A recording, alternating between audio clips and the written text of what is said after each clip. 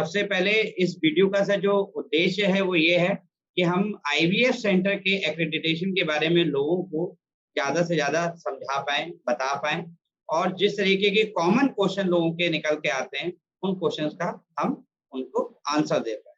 बिल्कुल, बिल्कुल। तो चलिए सर शुरुआत करते हैं इसकी।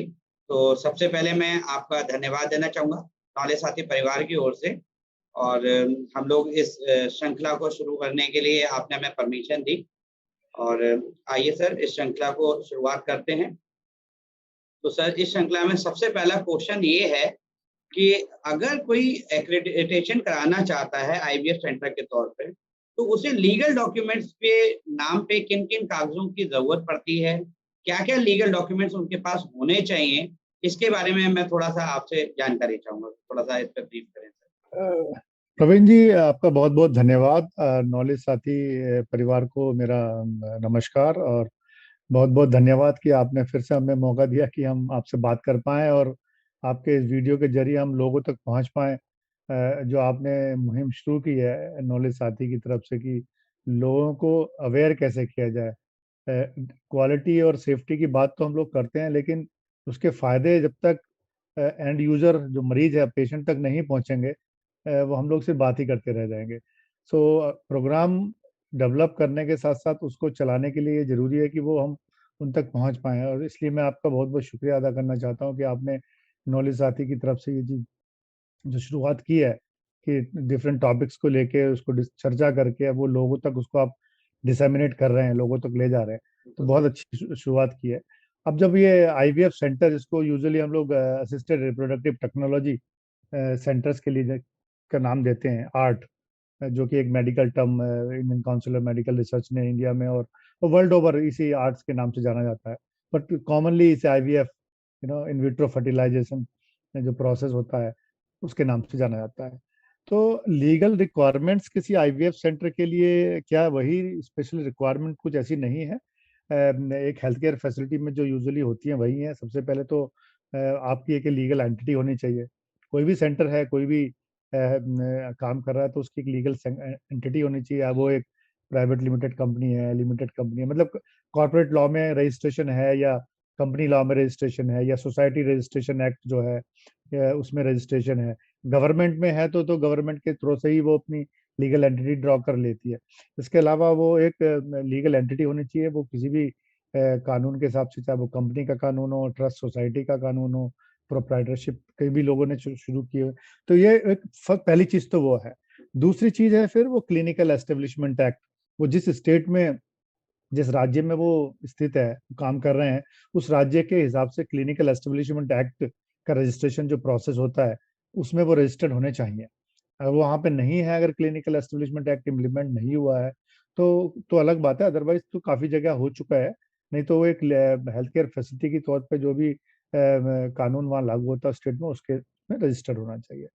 तीसरी चीज़ ये है कि उसके अलावा बहुत सी चीज़ें हैं जो आईवीएफ सेंटर के तौर पे काम करने के लिए ज़रूरी है, चाहे वो बिल्डिंग से रिलेटेड हो। अब बिल्डिंग से रिलेटेड है, आप किस बिल्डिंग में हैं, किस जगह आपने सिर्फ एक अपना आईवीएफ सेंटर खोला हुआ है, स्टैंडर्ड बिल्डिंग है, या फिर एक कॉम्प्लेक्स के अंदर, मल्टीप्लेक्स के अंदर, जहाँ पे बहुत और भी काफ़ी चीज़ें, काफ़ी और ऑफिसेज काम कर रहे हैं, ऐसी जगह पे काम, तो ऐसी बिल्डिंग के हिसाब से आपको फायर एनओसी की भी ज़रूरत पड़ती है, क्योंकि फायर एनओसी एक सेफ्टी के लिए बहुत ज़रूरी है, चाहे वो मरीज हों, वो स्टाफ हों, आपके विजिटर्स हों, सभी के लिए वो बहुत बहुत ही बहुत ज़रूरी चीज़ है। तो अगर वो एप्लीकेबल है आपके सेंटर पे, तो आपको वो फायर एनओसी भी चाहिए। उसके अलावा जो है, जैसे आप क्योंकि हेल्थ केयर में है, तो बायोमेडिकल वेस्ट भी जनरेट करते हैं।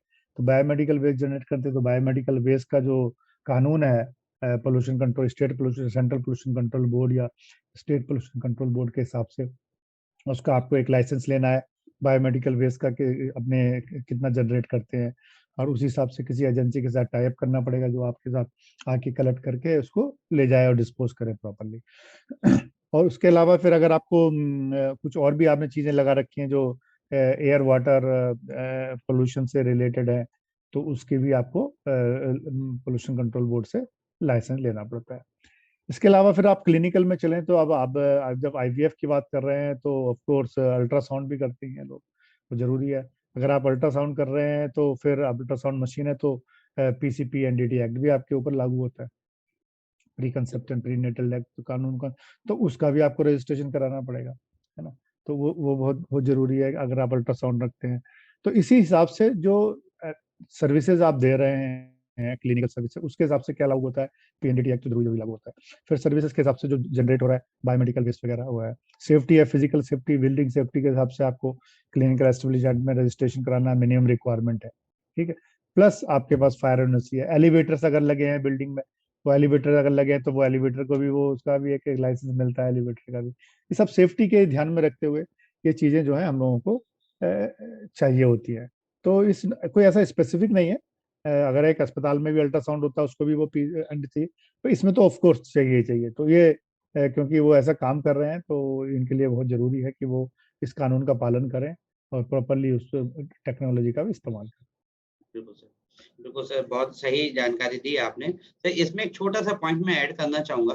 कई बार जैसे कि एज़ अ एनएबीएच कंसल्टेंट मैं ही जब प्रोजेक्ट कर रहा होता हूँ, तो कई बार जैसे यूपी और उत्तराखंड इन 2 स्टेटों में एलिवेटर लाइसेंस की प्रावधान नहीं है, तो यहाँ पे लोग क्या करते हैं सर, यहाँ पे लोगों की इस चीज़ को लेके कई बार क्वेरी भी होती है। तो ज जहाँ मेरा प्रोजेक्ट होता है, वहाँ मैं इस चीज़ को बहुत क्लियरली बताता हूँ और आज हम अपनी सब्सक्राइबर्स के साथ में और ऑडियंस के साथ में इस चीज़ को क्लियर कर देते हैं कि कई यूपी और उत्तराखंड स्टेट में स्पेशली जो है एलिवेटर के लाइसेंस की प्रावधान नहीं है, तो यहाँ पे इलेक्ट्रिकल सेफ्टी के तौर पे एक सर्टिफिकेट आपको दिया जाता है, उसका एक चालान जमा होता है और उस चालान को आप इलेक्ट्रिसिटी डिपार्टमेंट में जमा करते हैं। उसके आधार पे आपको एलिवेटर्स के लिए एक सेफ्टी सर्टिफिकेट दिया जाता है, जिसको एनएबीएच या अदर एक्रेडिटेशन बॉडीज भी एज़ लाइसेंस के तौर पे उसे एक्सेप्ट करते हैं। तो बिल्कुल मुझे प्रवीण जी, आपने बहुत अच्छी बात बताई है ये, क्योंकि कुछ एक्सेप्शंस भी हैं।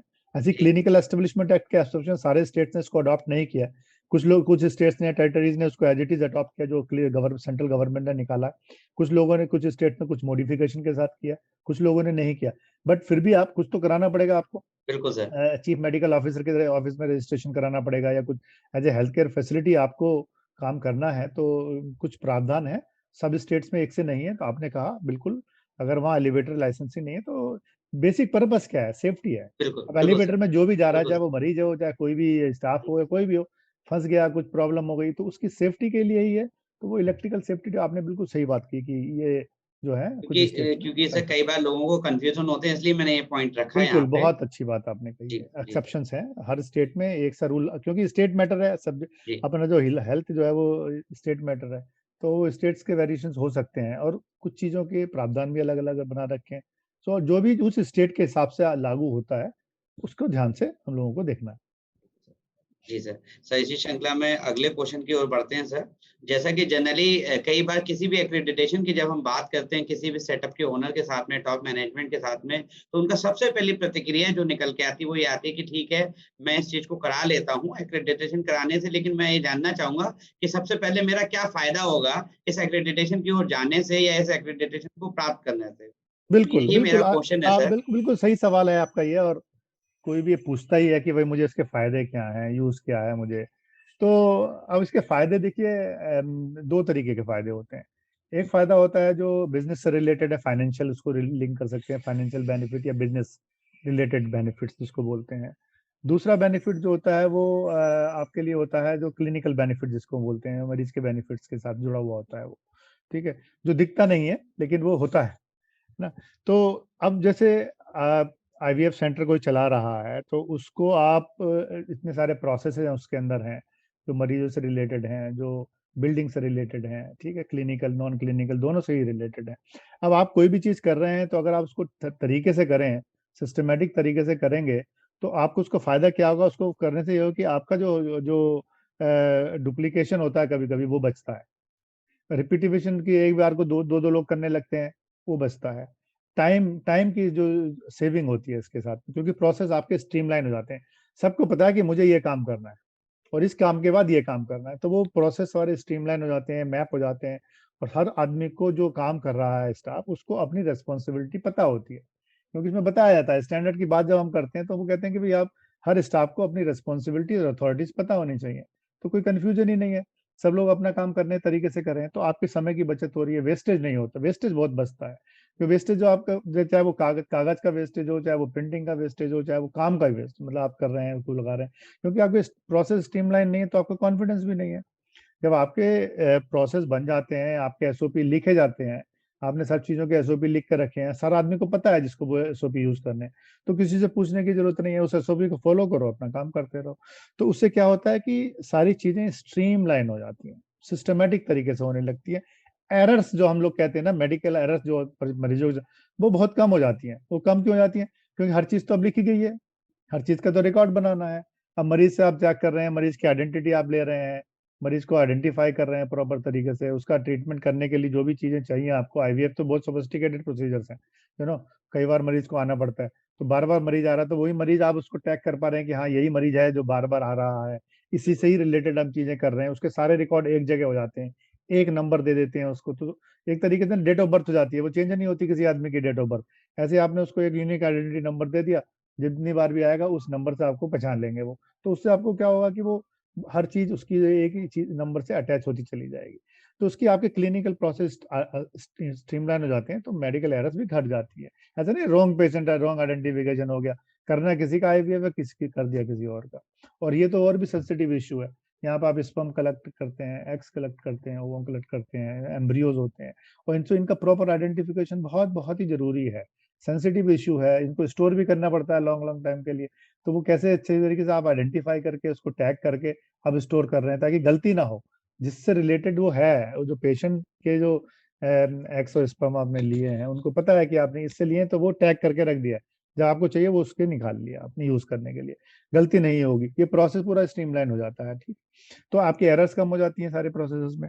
जब एरर कम होती है तो आपकी परेशानियां भी कम हो जाती हैं, है ना। बिल्कुल सर। परेशानियां का मतलब आप देखिए, ऐसी चीज है, सोफिस्टिकेटेड लोग के लीगल केस भी करते हैं। ठीक है, आपने मूवी भी देखी होगी, कौन सी मूवी थी कि वो बच्चा किसी और का, वो मिक्सअप हो गया, सब कुछ चीजें मिक्सअप हो गई है स्पर्म में। तो ये रियलिटी में भी होगा, डेफिनेटली होगा, क्योंकि ये तो चीजें ऐसी हैं गलती करने की होंगी। तो इन सबको बचाने के लिए आपको एक सिस्टम मिल जाता है, आप उसको फॉलो करते हैं, तो आपकी एरर्स जो है मिनिमाइज हो जाती है।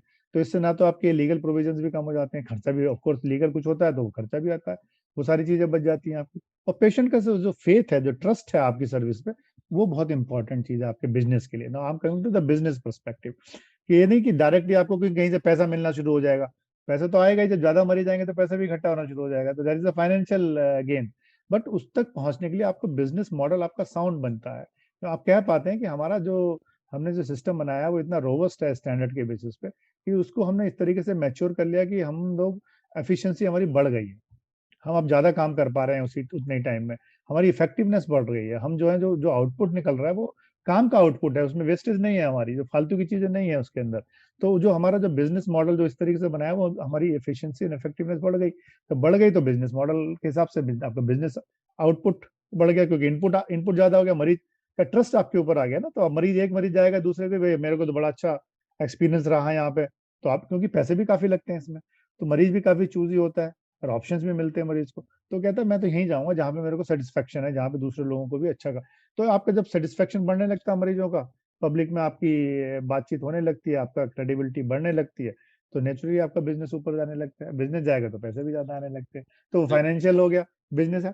दूसरा फिर है कॉर्पोरेट वर्ल्ड में, कुछ लोग तो इंडिपेंडेंट सेंटर है, कुछ कॉर्पोरेट वर्ल्ड के हैं, जैसे आपने बड़ी बड़ी चेंज आ गई है हमारे पास, क्या है, जैसे हमारे पास इंदिरा आईवीएफ है, हमारे पास अपोलो फर्टिलिटी आ गए हैं, ओएसएस फर्टिलिटी आ गई है। तो ये चेंज मल्टीपल सेंटर्स हैं इनका अक्रॉस द कंट्री। तो इनको पूरे सेंटर्स को अगर मैनेज करना है तो बिना किसी स्ट्रीमलाइन प्रोसेस के कैसे मैनेज करेंगे?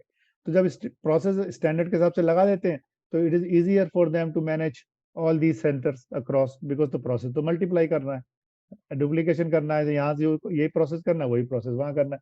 तो इनकी एक्सपेक्ट, तो फिर इनको क्या है कि अब ये अच्छा काम कर रहे हैं, ऑलरेडी बहुत अच्छा काम कर रहे हैं, लेकिन एक लेवल और ऊपर बढ़ जाता है बिल्कुल सर। जब स्टैंडर्ड अप्लाई कर देते हैं, इंप्लीमेंट करते हैं, एक लेवल और ऊपर बढ़ जाता है। तो अब कम्युनिटी का भी भरोसा बढ़ गया। अब जो बिजनेस हाउसेज हैं, जो बिजनेस में पैसा लगाते हैं, उनके बिजनेस एनहांसमेंट के लिए, उसकी प्रोडक्टिविटी के लिए, उसकी ग्रोथ के लिए पैसा लगाते हैं, इन्वेस्टमेंट वाले आते हैं, इन्वेस्टर्स आते हैं, तो वो भी कुछ देखते हैं कि हाँ भी कुछ है क्या इनके पास ऐसा सिस्टम जो इनको बिजनेस ग्रोथ में हेल्प करेगा। तो अक्रेडिटेशन जो है उनको हेल्प करता है उसमें उसमें डेफिनेटली। अभी तो हमने देखा है पिछले कई सालों में इन्वेस्टर्स पूछते हैं कि भाई कोई अक्रेडिटेशन है क्या, पर्टिकुलरली जो बाहर से इन्वेस्टर्स आते हैं। उनको सिस्टम वहां पर तो पता है उनको, तो वो यहाँ भी पूछते। तो ये ये एडवांटेज मिल जाती है उनको कि हाँ भाई हमारा system, we are following accreditation process, we are undergoing this accreditation program. So इससे हमारी सब चीजें कंट्रोल में है। तो सब चीजें एविडेंस बेस्ड हो गई हैं। अब कोई भी चीज आप कर रहे हैं वो एविडेंस बेस्ड मेडिसिन का प्रोटोकॉल फॉलो कर रहे हैं, आपके सारे रिकॉर्ड जनरेट हो रहे हैं सारे, तो सब चीजों के तो आप एविडेंस कर ले रहे हैं, तो किसी को कोई प्रॉब्लम भी नहीं होगी। तो आपके बिजनेस ग्रोथ में आपको हेल्प करता है। ठीक है। अब उसके बाद आपके आपको फाइनेंशियल भी हेल्प करते हैं। कहीं पैसा आप खर्च करते हैं, मैं तो ये कहता है, लोग पूछते हैं कितना खर्चा आएगा कितना खर्चा आएगा, हम तो कहते हैं आप 2 मरीज का, एक साल में 2 मरीज का आप जो जिससे लेते हो उतनी फीस एक तरफ रख दो, उसमें आपका काम हो जाएगा। दो बिल्कुल, मरीज की फीस तो रख ही सकते हैं ना आप। बिल्कुल, अगर आप किसी को एमडी ट्रांसफर कर रहे हैं, आईवीएफ कर रहे हैं, जितना पैसा लेते हैं अपने सेंटर के हिसाब से, तो ये 2 मरीजों की फीस जो है एक साल में, सिर्फ एक साल में 2 मरीजों की फीस आप एक तरफ रख दीजिए, आपका एक साल का खर्चा आपका ग्रेजुएशन का निकल जाएगा आपका। तो अगर आप इतना कर पाएंगे तो आप अंदाजा लगा सकते हैं कि इतनी ज्यादा खर्च वाली चीज नहीं है। इसके बेनिफिट्स बहुत हैं, कुछ बेनिफिट दिखते हैं। अब ये इंश्योरेंस में तो कवर नहीं है जहां तक मेरी जानकारी है अभी, तो ऐसा कोई बेनिफिट नहीं, पर आने हो सकता है आने वाले टाइम में ऐसे इस इंश्योरेंस से लिंक किया जाए, धीरे धीरे बातें चल रही हैं कैसे, तो लोग वो इंश्योरेंस कंपनी भी देखेंगे कोई सिस्टम है कि नहीं है। तो ये इससे बिजनेस ग्रोथ होती है, आपके मार्केट की जो मार्केट में एक्सेप्टेबिलिटी क्रेडिबिलिटी आपकी बढ़ती है, कम्युनिटी में पेशेंट ग्रुप्स में आपकी एक्सेप्टेबिलिटी बढ़ती है, क्रेडिबिलिटी बढ़ती है, तो लोग और ज्यादा आना शुरू करते हैं। तो अल्टीमेटली तो बेनिफिट ही बेनिफिट है सबके, कि भाई क्यों कराना चाहिए, आप एक बार कराएंगे तो उसके बेनिफिट आपको देखना शुरू होंगे। एक दिन में तो 2 दिन में बेनिफिट नहीं दिखेंगे, but over a period of time, साल 1.5 साल में जब आप देखेंगे कि आपकी चीजें सुधरनी शुरू हो गई हैं, पेशेंट का इनफ्लो बढ़ता चला जा रहा है, और आपके जो काम करने के लोगों को भी सेटिस्फेक्शन, स्टाफ का सेटिस्फेक्शन देखिए ना, उनको भी लगता है कि हम एक ऐसे सेंटर में काम कर रहे हैं जहाँ पे स्टैंडर्डाइजेशन हो गया है, इनका क्रेडिबिलिटी बढ़ गई है, अचीवमेंट है भाई, इन्होंने मेहनत करी, हमने इतने महीने साल भर में जाके हमने एक्रेडिटेशन लिया, उसके उनको ओनरशिप फील होती है। तो अब जब ओनरशिप होगी तो टर्न अराउंड भी कम हो जाएगा, उनका जो जाते रहते हैं लोग, स्टाफ चेंज होता रहता है, कम होगा, तो ये एक स्टेबिलिटी मिलती है स्टाफ को, सेंटर को भी फायदा होता है। तो बहुत फायदे हैं, सभी के लिए फायदे हैं, सेंटर को भी फायदा है, मरीजों को भी फायदा है, कम्युनिटी ओवरऑल पब्लिक को भी फायदा है, स्टाफ को भी फायदा है, और ऑफ कोर्स कोई इन्वेस्टर्स हैं वो जो अगर जो देख रहे हैं लोग, बिजनेस ग्रोथ में हेल्प करना चाहते हैं, ऑफ कोर्स उनको भी एक स्केल मिल जाता है कि हाँ भाई एक इन एडिशन टू दिस इनके पास ये एक और चीज है जिससे हम एक उसको रिलायबिलिटी की तरफ हम उसको देख सकते हैं। बिल्कुल ठीक सर। उम्मीद है कि लोगों को इस बात का जवाब मिल जाएगा, क्योंकि बहुत सारे लोग इस चीज़ पे आके अटक जाते हैं कि मैं आगे करूँ ही क्यों? मैं खर्चा क्यों करूँ? या मैं अपने आप से क्यों ना कर लूँ? चीज़ों को मेंटेन में एक्रेडिटेशन की क्या ज़रूरत है? तो मुझे लगता है ये जो जवाब आपने दिया वो सबसे बेहतर जवाब है, और उनको इस चीज़ की सही जानकारी मिल जाएगी। तो इसी श्रृंखला में सर आगे बढ़ते हुए नेक्स्ट क्वेश्चन की तरफ बढ़ते हैं। मेरा नेक्स्ट क्वेश्चन ये है कि सर जनरली जब आदमी इस चीज़ के लिए तैयार हो जाता है कि हाँ, चलिए अब हम एक्रेडिटेशन कराने को तैयार हैं, तो सबसे पहला जो क्वेश्चन आता है निकल के उनके दिमाग में, बेनिफिट के बाद अगर कोई क्वेश्चन है तो ये कि खर्चा क्या होगा? तो खर्चे में 2 चीज़ें इंक्लूड हो जाती हैं सर, कि एक तो एक्रेडिटेशन की फीस क्या है? और दूसरा ये एक्रेडिटेशन की जो फीस है क्या वो हमें हर साल देनी होगी? या इस एक्रेडिटेशन की वैलिडिटी कितनी है? कितने समय के लिए है? इन तरीके के क्वेश्चंस निकल के आते हैं, तो मैं इस बिल्कुल पे चाहूँगा सर आप इस पे थोड़ा बिल्कुल प्रकाश बिल्कुल डालें। सही, बहुत सही सवाल है, लोगों के दिमाग में आते हैं, ऑफ कोर्स ये जानना जरूरी भी है उनके लिए। देखिए जब अक्रेडिटेशन हम शुरू देते हैं तो अक्रेडिटेशन सर्टिफिकेट की वैलिडिटी 3 साल की होती है। तो वो सर्टिफिकेट 3 साल वैलिड होता है, और 3 साल में जो है उनको एनुअल अक्रेडिटेशन फीस देनी होती है। तो पहले जब अप्लाई करते हैं तो there is an application fees. ठीक है, एप्लीकेशन फी देंगे, अप्लाई करेंगे, और अप्लाई करते समय मैं वो भी बता दूं कि अप्लाई करते समय एक एप्लीकेशन फॉर्म है, वो भरना है, उसमें सारी जानकारी देनी है। उसके अलावा एक सेल्फ असेसमेंट टूल है हमारा, जो स्टैंडर्ड के बेसिस पे बनाया है, उस पर हम काफी फोकस डालते हैं कि आपको पहले पता होना चाहिए आप हैं कहाँ। ऐसे नहीं कि ये नहीं कि आप फॉर्म भरा अप्लाई कर दिया, आप कर सकते हैं लेकिन उससे कुछ आगे नहीं बढ़ पाएंगे हम, जब तक हम एवेल्युएशन नहीं करेंगे, आपकी सेल्फ असेसमेंट टूल देखेंगे नहीं कि आप कहाँ पे हो, और एक सिग्निफिकेंट लेवल आपने अचीव कर लिया, उसके बाद हम आगे वैल्यूएशन के लिए नहीं जाएंगे। तो आप फॉर्म भरिए, उसको सेल्फ असेसमेंट टूल पढ़िए, स्टैंडर्ड की जानकारी लीजिए। भाई स्टैंडर्ड जब तक आप यूज नहीं करेंगे, आपने जो पहले कहा कि मैं आप खुद क्यों ना कर लूं, बिल्कुल ठीक है, आप हम तो ये कहते हैं कि आप हमसे एक स्टैंडर्ड की कॉपी ले लीजिए, फ्री दे रहे हैं हम तो एक electronic copy PDF copy free दे रहे हैं, कोई आपको कुछ पैसा भी नहीं देना है। ठीक है, पेपर कॉपी खरीदने हैं तो अलग बात है, हमने इलेक्ट्रॉनिक कॉपी ले लीजिए, फ्री दे रहे हैं, आप उसको पढ़िए, बैठ के पढ़िए, यूज कीजिए, इम्प्लीमेंट कीजिए अपने अपने अपने सेंटर में। मत कराइए अक्रेडिटेशन, हम नहीं कह रहे कि आप अक्रेडिटेशन कराने जाओ, पहले आप यूज कीजिए। आप जब तक प्रैक्टिस ही नहीं करेंगे स्टैंडर्ड की, आपको पता ही नहीं चलेगा। मजा तभी है जब आप उसको यूज करें डेली, हाँ उसको फील करें कि हाँ भाई हमने स्टैंडर्ड लिए हैं। ये कहता है कि एक रिसेप्शन पे ये प्रोसीजर होना चाहिए, ऑपरेशन थिएटर में ये होना चाहिए, इन्फेक्शन कंट्रोल की ये चीजें होनी चाहिए, सेफ्टी की ये चीज, आप उसको इस्तेमाल कीजिए। उसके बाद आप जब कुछ महीने बाद खुद ही लगेगा आपको यार हम सब कुछ कर रहे हैं, अब चलो सर्टिफिकेट भी ले लेते हैं, है ना। तो आप अप्लाई करो, इवैल्यूएशन कराओ, सर्टिफिकेट लो। बट अगर आप ये सोचें कि हम सर्टिफिकेट ही टारगेट का सर्टिफिकेट मिल जाएगा, ऐसे सर्टिफिकेट तो नहीं मिलता ना, आपको तो मेहनत करनी पड़ेगी। तो इसलिए आप उसको स्टैंडर्ड को लीजिए, उसको इम्प्लीमेंट कीजिए, प्रैक्टिस कीजिए स्टैंडर्ड को, और उसको आप जब लगे आप कॉन्फिडेंस है आपको, तो आप अप्लाई कर दीजिए। अप्लाई करते समय एप्लीकेशन फॉर्म है, सेल्फ असेसमेंट टूल किट है, उसमें जो डॉक्यूमेंट आप मेंशन करते हैं कि ये पॉलिसी क्या होगी, ये क्या पॉलिसी है, इसका क्या प्रोसीजर, वो सारे डॉक्यूमेंट सबमिट कर दें। और आपने जो सवाल कहा था लीगल रिक्वायरमेंट, उसके एविडेंस भी देने पड़ते हैं, भाई हाँ ये सर्टिफिकेट हमारे पास आए हैं कि नहीं है, हम इवेलुएट करते हैं। तो 3 साल का सर्टिफिकेट होता है और एप्लीकेशन फी देनी पड़ती है। उसके बाद जब अक्रेडिटेशन हो जाता है, जब कमेटी रिकमेंड कर देती है अक्रेडिटेशन एंड बोर्ड उसको अप्रूव कर देता है कि हाँ भाई आप अक्रेडिट हो गए, तो हर साल एनुअल अक्रेडिटेशन फीस देनी पड़ती है। अब ये फीस कितनी है?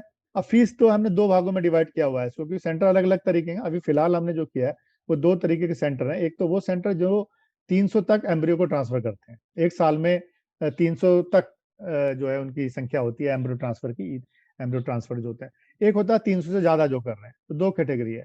तो एप्लीकेशन फीस बहुत ज्यादा नहीं, मैंने बोला ना, खर्चा टोटल खर्चा मिला के, सारा खर्चा मिला के, इसमें एक तो एप्लीकेशन फी है, एनुअल एक्रेडिटेशन फीस है, फिर जो हमारी असेसमेंट टीम जाती है उसका ट्रैवल का खर्चा, उसके रहने का होटल का खर्चा वो देना पड़ता है। अगर हम ऑनलाइन इवेल्युएशन कर रहे हैं मान लीजिए, तो उसमें वो खर्चा थोड़ा सा कम हो जाता है, क्योंकि ट्रैवल नहीं होता, होटल का खर्चा आपका नहीं हो पाता है, तो वो थोड़ा खर्चा बच जाता है। लेकिन उसको नॉर्मल कंडीशन में लीजिए कि आप होटल का उसका सबका खर्चा भी देते हैं, तो इतना सारा नहीं होता है। इतना होता है कि आप 2 मरीजों की अपनी फीस एक साल की आप निकाल के एक तरफ रख दें। तो एप्लीकेशन फी में 25,000 है एक कैटेगरी की, दूसरी एक 50,000 है। ऐसे ही फिर आपका एनुअल एक्रेडिटेशन फीस है, वो भी आई थिंक 1 लाख या 1.25 लाख है, और 2 लाख कुछ है दूसरे सेंटर। तो ये टोटल मिला के जो है आप करेंगे तो आपकी वो मेरा जो हमने फार्मूला बनाया वो ये 2 मरीजों की कॉस्ट तक जाता है, ज्यादा नहीं है। और किसी भी आईवीएफ सेंटर को जो कर रहा है, आप जानते हैं आईवीएफ के तब प्रोसीजर काफी महंगे हैं, है ना। काफी महंगे सब चीजें हैं, कुछ चीजें हैं, तो अब मरीज को भी बड़ा डर लगता है कि भाई कहाँ जा रहे हैं हम, कैसे जा रहे कहाँ। हैं, रिलायबिलिटी है कि नहीं। तो अब ये मरीजों के लिए हाल ना है, कुछ तो है, किसी दूसरे ने बोला है कि ये कुछ अच्छा है। हम तो रोज ही बोलेंगे कि ये अच्छा है, अच्छा है, बट कोई और बोले कि भाई हाँ हमारी सर्विसेज अच्छी हैं, या ये सेंटर को किसी ने एक्रेडिट किया है, बाहर थर्ड पार्टी इवैल्यूएशन जिसको हम बोलते हैं, कि ना तो मरीज ने किया है ना आपने किया है, किसी दूसरे ने किया है जिसका आपका कोई मतलब नहीं है। तो ये फीस है, पूरा वेबसाइट पे इंफॉर्मेशन ब्रोचर डाला हुआ है, उसमें हमने फीस दे रखी है, पूरा एक्सप्लेन किया हुआ है। तो ये सारे प्रोसेस हम कवर कर लेते हैं। इसमें काफ़ी अच्छे से सर बताया आपने। इसमें एक पॉइंट मुझे थोड़ा-सा लगता है कि सर हमें थोड़ा-सा और इलैबोरेट करना चाहिए। जैसा कि आपने बताया कि सेल्फ असेसमेंट टूल वाला जो पार्ट है बीइंग क्वालिटी पर्सन, मुझे ऐसा लगता है कि मतलब इतने सालों में मैं हमेशा ये फेस करता हूँ कि जब भी कभी किसी एक्रेडिटेशन के लिए हम अप्लाई करते हैं, और अगर हम बात करें स्पेशली आईवीएफ सेंटर की, तो जब हम किसी से कहते हैं कि आप self assessment tool kit fill करके दीजिए, आप आज के स्टेटस पे हैं, तो कई बार उनके पास उस तरीके के लोग नहीं होते, उनके पास उस तरीके की मैन पावर नहीं होती, जो उस सेल्फ असेसमेंट टूल को पढ़ के और वो सही डिसीजन लेके और आपको सही जानकारी उपलब्ध करा पाएँ। तो मुझे लगता है कि इसी बात के साथ-साथ मुझे लगता है कि उन्हें इस चीज़ को भी समझ लेना चाहिए कि जब भी आप इस चीज़ के बारे में सोचें, तो थोड़ा-सा मुझे लगता है कि एक अवेयरनेस प्रोग्राम या किसी तरीके से किसी की गाइडेंस में पहले आप उस चीज़ को थोड़ा-सा समझ लें, क्योंकि कई बार वरना क्या होता है सर, जनरली लोग self assessment tool kit 100% fill करके सबमिट कर देते हैं। सब 10-10 सब में 10-10 10-10-10 10-10 तो करके फुल मार्क्स दे देते हैं। तो और वो जब हम लोग खुद रिव्यू करते हैं तो हमें डॉक्यूमेंट ही नहीं मिलते। हुँ, अब देखते हुँ, हैं तो नंबर 10 दिए हुए हैं, तो वो हुँ, रिव्यू प्रोसेस में पकड़े जाते हैं उसमें। तो इसीलिए हम कहते हैं कि आपने जो कहा बिल्कुल सही कहा, सेल्फ असेसमेंट भी आप वही कर पाएगा जिसको थोड़ी जानकारी है। तो बिल्कुल। हम लोग अवेयरनेस प्रोग्राम करते हैं। उसके बाद हम लोगों का एक जो है वो इम्प्लीमेंटेशन प्रोग्राम कह लीजिए उसको, या इंटरनल ऑडिटर प्रोग्राम कह लीजिए, या उसको प्रैक्टिकम का नाम भी हमने दिया है, क्योंकि डिफरेंट कुछ भी नाम कह दीजिए, उसमें हम लोग 1-2 दिन की ट्रेनिंग कराते हैं। तो उसमें पूरा स्टैंडर्ड पढ़ाया जाता है, डिटेल में समझाया जाता है कि स्टैंडर्ड कैसे, और उसके डॉक्यूमेंटेशन क्या क्या है, क्या डॉक्यूमेंट चाहिए आपको, कौन से रिकॉर्ड आप जनरेट कर रहे हैं, क्या क्या रिक्वायरमेंट है, उसको इम्प्लीमेंट कैसे करना है ना, policy, procedure, processes, documents, records, ये सारी डेफिनेशन क्या मतलब है इनका, तो उसमें स्टैंडर्ड पूरा पढ़ाया जाता है, स्टैंडर्ड का इम्प्लीमेंटेशन पढ़ाया जाता है। तो उससे क्या है, लोगों को उसको जानकारी हो जाती है कि यह क्या चीज़ है, तब बिल्कुल सर। उसको करने में आसानी रहती है।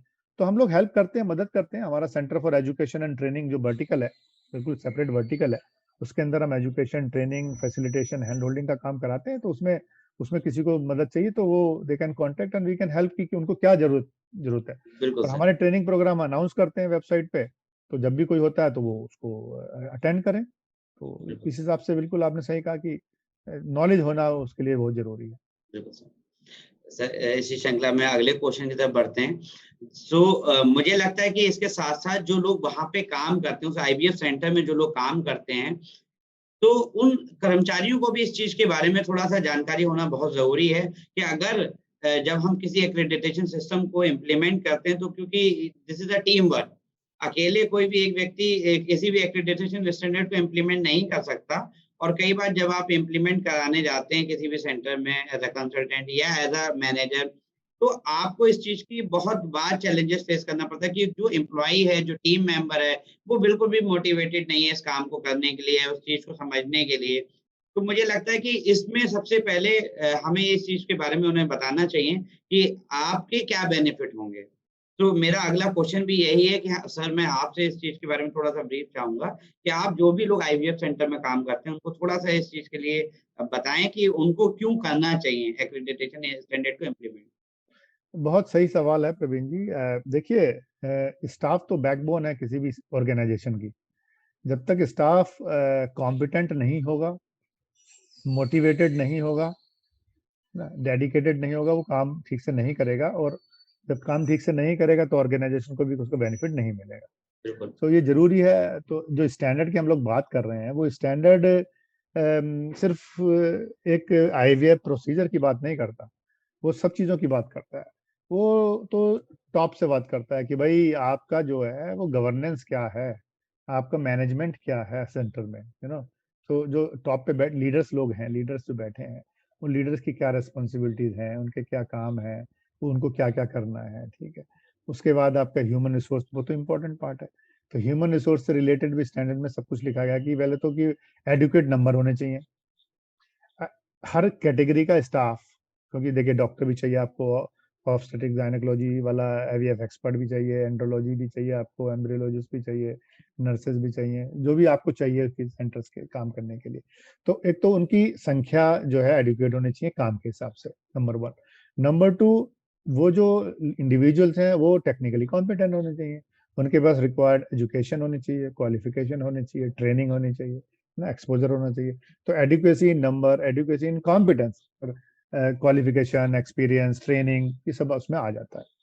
अब उसके बाद क्या है कि जब आपने ये चीजें कर ली, आपने स्टाफ ले लिया, अब वो स्टाफ आपका काम कर रहा है। तब स्टैंडर्ड आपको ये भी गाइड कर रहा है कि भाई आपको क्या काम करना है।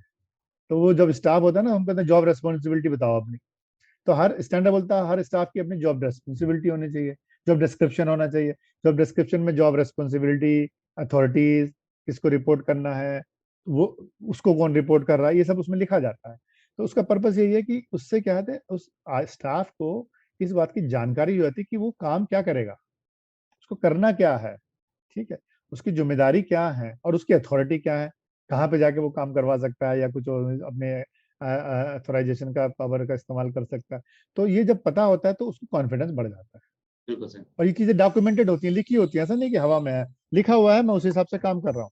तो आप कोई मुझे बोलेगा भी कि आप ये नहीं कर पा रहे हो, कि भाई भी तो मेरे जॉब डिस्क्रिप्शन के हिसाब से मैं सारा काम कर पा रहा हूँ, आप मुझे बताइए कहाँ मैं इम्प्रूव कर सकता हूँ। तो इम्प्रूवमेंट, अपॉर्चुनिटी फॉर इम्प्रूवमेंट भी हो रहता है कि हाँ भाई ठीक है, चलिए ये आपको एक्सपोजर की चाहिए, आप ठीक से नहीं कर पा रहे हैं, आपको और ट्रेनिंग चाहिए, तो ट्रेनिंग दे दो उनको, एक्सपोजर दे दो उनको, लर्निंग बढ़ाओ उनकी। तो उससे क्या होता है कि उनकी लर्निंग बढ़ती है, उनकी कैपेसिटी बढ़ती है, उनकी कैपेबिलिटी बढ़ जाती है, कॉम्पिटेंस भी बढ़ती है। और ऑन टॉप ऑफ दैट उनको मोटिवेट, जब उनको मोटिवेट करते हैं कि भाई आप ऐसे सेंटर में काम कर रहे हैं जो अक्रेडिट सेंटर है या अक्रेडिटेशन की तरफ बढ़ रहा है, क्रेडिबिलिटी की बढ़ाने की बात कर रहे हैं, और आप ऑनर हैं इस प्रोसेस के, उसको आप बताइए कि आप बहुत इंपॉर्टेंट पर्सन हैं इस ऑर्गेनाइजेशन के लिए। तो जब वो उस बात का एहसास होगा तो वो काम भी मन से करेगा, दिल लगा के काम करेगा। दिल लगा के काम करेगा तो बढ़िया काम करेगा, आपके लिए प्रोडक्टिव बढ़ जाएगी।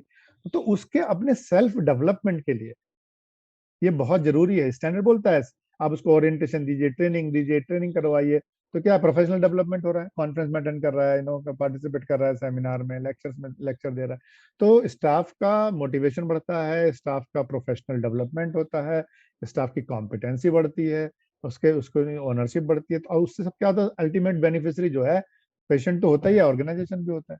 तो स्टाफ को तो मतलब डेडिकेशन के साथ में इस चीज को अडॉप्ट, अक्रेडिटेशन कराना ना कराना, बट स्टैंडर्ड्स फॉलो करना, क्योंकि वो देखिए स्टाफ ही तो करेगा सब चीजें, चाहे वो रजिस्ट्रेशन है पेशेंट का, चाहे वो आईवीएफ का प्रोसीजर हो, चाहे वो कोई कोई भी डेडिकेटेड चीज एक्टिविटी हो। तो staff is very very important, और उनको इन चीजों को समझना जरूरी है कि वो सबसे जरूरी पार्ट है इस ऑर्गेनाइजेशन के, उनके जी बिना जी। नहीं चलने वाला है ये, है ना। तो स्टाफ तो I would suggest everyone get कि भाई आप फॉलो करो स्टैंडर्ड को, आप लो स्टैंडर्ड को, पढ़ो थोड़ा, उस पर अपना ध्यान दीजिए स्टैंडर्ड पे, तो उससे आपकी कैपेबिलिटी बढ़ेगी, आपकी नॉलेज बढ़ेगी तो आपका जब ज्ञान बढ़ेगा तो आपके दिमाग के द्वार खुलेंगे और आप अच्छा सोचना शुरू करेंगे, अच्छा करना शुरू करेंगे। इवन सर मैं इसके साथ साथ मैं जब कभी मैं मतलब इसके आपके पॉइंट के साथ साथ मैं आगे एक पॉइंट ऐड करना चाहूंगा कि जब मैं कभी किसी को ट्रेनिंग देता हूँ या इस किसी एक्रेडिटेशन के बारे में बताता हूँ, तो मैं सबसे पहले उसे बोलता हूँ कि आप ये मान के मत चलिए कि ये एक्रेडिटेशन आप किसी संस्था के लिए कर रहे हैं या आप जहाँ काम कर रहे हैं उसके लिए कर रहे हैं। आप ये एक्रेडिटेशन स्वयं के लिए सीखिए। क्यों? क्योंकि अगर आप स्वयं सीखेंगे तो आपकी करियर ग्रोथ बढ़ेगी। आज आप यहाँ काम कर रहे हैं, अगर कल को आप कुछ बेहतर सीख जाते हैं, आपकी जॉब प्रोफाइल बढ़ेगी, आपको अच्छी सैलरी मिलेगी, हो सकता है आपको बेटर अपॉर्च्युनिटी मिले किसी और सेंटर में, एक अच्छे डेज़िग्नेशन पे, एक अच्छी सैलरी के साथ में। तो मैं लोगों को यही समझाता हूँ कि आप एक्रेडिटेशन किसी संस्था के लिए ना करें, आप खुद के स्वयं के लिए सीखने के लिए करें। ये मैं बिल्कुल कई बार सर सजेस्ट करता हूँ। बिल्कुल।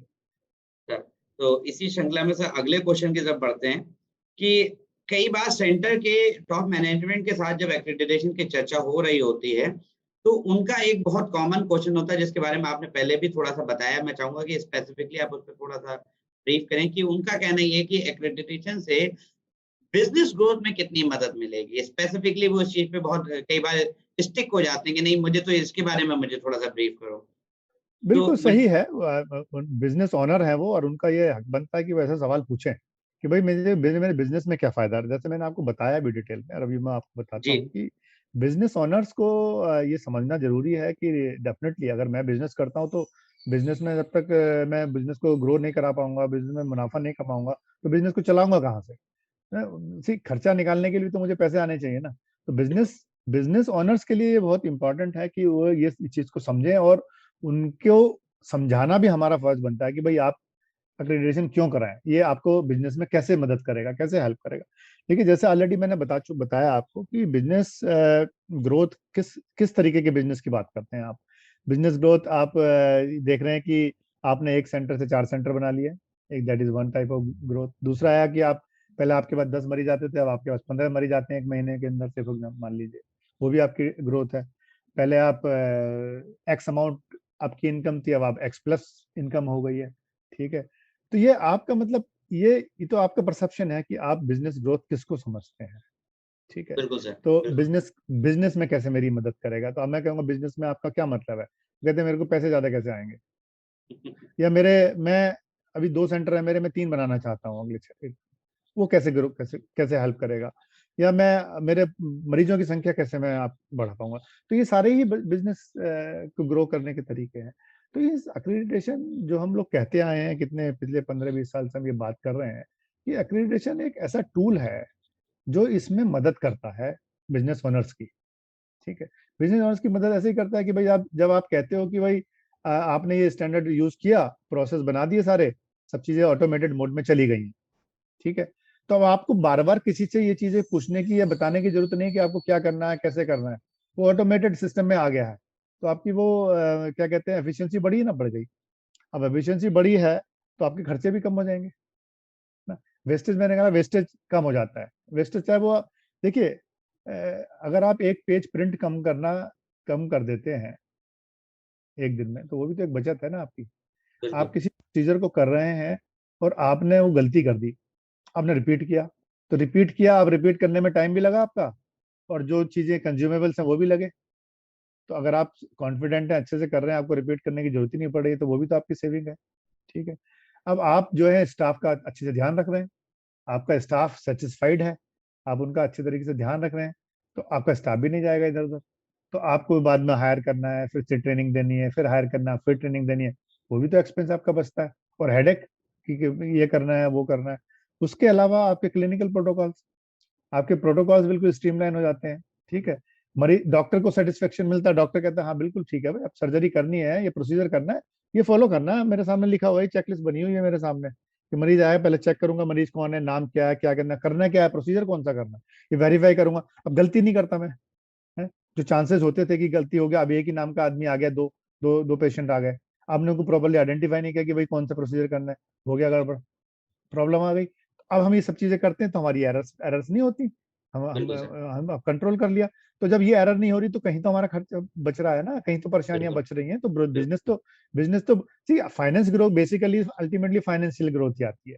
फाइनेंशियल ग्रोथ होती है तो आपके सेंटर भी मल्टीप्लाई करते हैं, आपकी एक्टिविटी में मल्टीप्लाई करती है, और आप खुद भी मल्टीप्लाई करते हैं। तो ये सारी चीजें जो हैं स्ट्रीमलाइन हो जाने के बाद आपके जो मैनेजेरियल प्रोसेस है वो स्ट्रीमलाइन होते हैं, तो वो खर्चे आपके क्या कहते हैं स्टैंडर्डाइज हो जाते हैं और बचते हैं, वेस्टेज आपका कम हो जाता है, और सेटिस्फेक्शन जो लेवल है, सेटिस्फेक्शन लेवल आपका बढ़ जाता है। अब बिल्कुल जब सर। आप किसी को आईवीएफ करने जा रहे हैं और आपके सक्सेस रेट बढ़ता चला जा रहा है, तो सोचिए क्या हालत होगी, मरीजों की लाइन लगेगी आपके यहाँ। आपको आपको खुद मुश्किल हो जाएगा कि कैसे मैनेज करें इनको, अब एक सेंटर और खोलना पड़ेगा। तो बिजनेस ओनर्स को ये समझने के लिए आई थिंक इनको काफी मटेरियल है उनके लिए, तो कि भाई अल्टीमेटली तो बिजनेस ही है सब कुछ। हम चाहे वो उसको क्लिनिकल टर्म में बोलें, चाहे फाइनेंशियल टर्म में बोलें, तो आपको एक सेंटर अच्छे से चल रहा है, आपका आपकी प्रॉब्लम ही नहीं है, आपको ऑटोमेट में चला दिया आपने, कोई दिक्कत नहीं हो रही है आपको, अब सब कुछ ठीक से चल रहा है, क्योंकि हर चीज एक प्रोसीजर के हिसाब से चल रही है, प्रोसेस आपने डॉक्यूमेंट कर रखे हैं। तो बिजनेस ओनर्स को तो आई थिंक हम तो स्ट्रांगली रिकमेंड करेंगे कि भाई आप कराएं। आप जब कराएंगे तब आपको पता चलेगा, ऐसे आपको महसूस फायदे नहीं क्या होगा। होंगे? जब तक आप पहाड़ पर चलना शुरू नहीं होंगे तब तक आपको नहीं कि चेस्ट में पेन हो रहा है कि नहीं हो रहा है बिल्कुल तभी तभी पता लगा कितनी थकान हो रही है कि नहीं हो रही है। थकान बिल्कुल। होके आप ऊपर पहुंच गए तो आपको जो सेटिस्फेक्शन मिलेगा कि भाई मैं ऊपर तक चढ़ गया बिना किसी चेस्ट पेन के, तो मतलब आपकी टीएमटी तो हो गई, टीएमटी नेगेटिव हो गई आपकी, तो एक तो वो फायदा हो गया, आपको इतना मेंटल सुकून मिलेगा कि भाई मैं हेल्दी हूँ, मेरे को कोई दिक्कत नहीं है। ऐसे ही बिजनेस में है, जब आप करेंगे एट द एंड, जब आप देखेंगे कि कंप्लेन ही कम, आप कंप्लेन ही कम हो गई, कंप्लेन ही नहीं है, और लीगल कोई लीगल केस नहीं है आपके ऊपर कि ऐसी गलती की हो, किसी ने नेग्लिजेंस किया हो, कुछ किया नहीं है। तो जब आप बैठेंगे उसको कैलकुलेट करना शुरू करेंगे फाइनेंशियल टर्म में, तो आपको खुद पता चलेगा कि भाई हमारा कितना फायदा है। और सबसे बड़ा फायदा तो भाई आप जो मरीज को देते हैं, मरीज को जो खुशी मिलती है आपके प्रोसीजर सक्सेस होने में, वो आप तो उसको तो आप मतलब मेजर नहीं कर सकते। वो मेजर आप ऐसे ही कर सकते हैं जब वो 10 जगह जाके बोलता है कि भाई इसी सेंटर पे जाना है आपको अगर ये कराना है तो। क्यों? क्योंकि मैं तो गया हूँ और मुझे बहुत अच्छा एक्सपीरियंस रहा है। तो पेशेंट एक्सपीरियंस बढ़ता है और वो डेफिनेटली बिजनेस ग्रोथ में आपको मदद करता है। बिल्कुल सही सर। तो इसी श्रृंखला में सर अगला क्वेश्चन जो है वो थोड़ा-सा पेशेंट फ़ोकस्ड है और मेरा ये क्वेश्चन है कि एक एक्रेडिटेशन के होने से एक मरीज़ का जो फ़ायदा है, वो क्या है? और इस चीज़ को लेके मरीज़ को कितने हद तक लाभ होता है? इसके बारे में थोड़ा-सा मतलब कि अगर कोई ये नहीं, बहुत अच्छा सवाल है, जानना जरूरी है स्टाफ के भी क्या फायदे हैं, सेंटर के अपने क्या फायदे हैं, बिजनेस ओनर्स को, तो मरीज को भी जरूरी है, क्योंकि मरीज ही तो डिसाइड करेगा जाना कहाँ है। तो बिल्कुल, देखिए सबसे बड़ा फायदा तो मरीज को यही है कि वो जो चीज को कराने जा रहा है वो सक्सेसफुल है कि नहीं है। अब आप जानते ही हैं मेडिकल साइंस में कोई गारंटी नहीं होती है ना, कोई गारंटी नहीं कहता, चाहे वो बुखार की दवाई हो दे रहा हो या वो सर दर्द की दवाई दे रहा, गारंटी नहीं देगा कि भाई तुम्हारा दर्द ठीक हो जाएगा या तुम्हारा बुखार ठीक होगा, वो तो चीज नहीं होती है, क्योंकि बिल्कुल, ये ऐसी चीज है ही नहीं। ये तो बहुत वेरिएशन है, इंडिविजुअल के ऊपर डिपेंड करता है कि कैसे रिएक्ट करेगा किसी दवाई को, और वो बहुत सी चीजें हैं। तो अगर मान लीजिए कोई गारंटी नहीं है और वो आपके पास कोई आ रहा है कि भाई मुझे आईवीएफ, कहते हो कि गारंटीड है जी, बिल्कुल आईवीएफ है, आप प्रोसेस होंगे, बिल्कुल कंसेप्शन होना ही होना है, कंसीव होगा होगा बिल्कुल, गारंटी नहीं दे सकते आप कितने ही आप एडवर्टीजमेंट देते रहे कुछ भी कहें, आप ये नहीं कहेंगे कि मैं गारंटी देता हूँ 100% कि आप ऐसा होगा, नहीं दे पाएंगे आप, तो पॉसिबल नहीं है। ठीक है। तो अब जब मरीज ऐसे सेंटर में जाता है जो सेंटर अक्रेडिट है। इसका क्या मतलब है? उसको एक चीज नजर आती है कि इस सेंटर में इस दूसरे सेंटर से जो अक्रेडिट नहीं है, कुछ तो फर्क है, बिल्कुल। कुछ तो इन्होंने किया होगा जो इनको ऐसा कुछ मिला है। तो जब वो बातें करता है तो वो उसको बताते हैं सेंटर वाले कि भाई हाँ भाई देखिए, हम ऐसा प्रोसेस है, हमने ये प्रोसेस किया, हमको इतना टाइम लगा इस करने में, और हमारे यहाँ ये चीजें सब कुछ ऐसे पूरी ट्रांसपेरेंट है, सब चीजें रखी हुई हैं इस तरीके से, सब कुछ आपको बताया जाएगा। ये हम उनसे अलग हैं। तो मरीज को उससे लगता है हाँ भाई इससे कुछ तो अलग है ये, और इनकी चीजें अच्छी हैं। उससे कॉन्फिडेंस बिल्ड होता है मरीज का। तो कॉन्फिडेंस बिल्ड होता है तो वो जो आता है उस सेंटर पे, जब सेंटर पे आता है तो अब उसको अंदर सेंटर में आने के बाद उसको क्या है, अब देखते हैं वहाँ पेशेंट के राइट कौन से हैं, बताओ भाई। हाँ राइट्स भी हैं मेरे। अब नहीं चाहिए मुझे ट्रीटमेंट, मेरे को मेरा राइट है रिफ्यूज करना, ठीक है नहीं कराऊंगा मैं। मेरा कितनी कॉस्ट लगेगी बताइए आप मुझे, वो मेरा राइट है जानना। हम बताएंगे, बिल्कुल सामने बताएंगे ये इतना कॉस्ट लगेगा, ये चीजें हैं, ये क्या क्या कॉम्प्लिकेशन हो सकते हैं, क्या चीज हो सकती है, आपको वो चीजें पूरे पूरा बताया जाएगा, आपका अधिकार है वो बताना, ठीक है। तो मरीज को इस चीज से काफी सेटिस्फेक्शन मिलता है, संतोष आता है उसको, संतोष मिलता है उसको। और देखिए ये चीज ऐसी है जो मेंटली बहुत ज्यादा इफेक्ट करती है। आप जब आईवीएफ ट्रीटमेंट की बात कर रहे हैं कि चाइल्डलेस कपल है, वो मेंटल ट्रॉमा से ऑलरेडी गुजर चुके हैं, गुजर रहे हैं, तो वो मेंटली अब जब जाके अगर ऐसे सेंटर में जाएंगे, हाँ वो मेंटल स्ट्रेस और बढ़ गया, तो और कंसीव होना था वो भी नहीं होने वाला। तो ऐसे में माहौल, जैसे आपने काफी आर्टिकल पढ़े होंगे ना कि पॉजिटिविटी पैदा कीजिए, अच्छे माहौल में रहिए, अगर आप कंसप्शन के चांस बढ़ाना चाहते हैं तो ऐसे कीजिए, ऐसे पॉजिटिव थिंकिंग।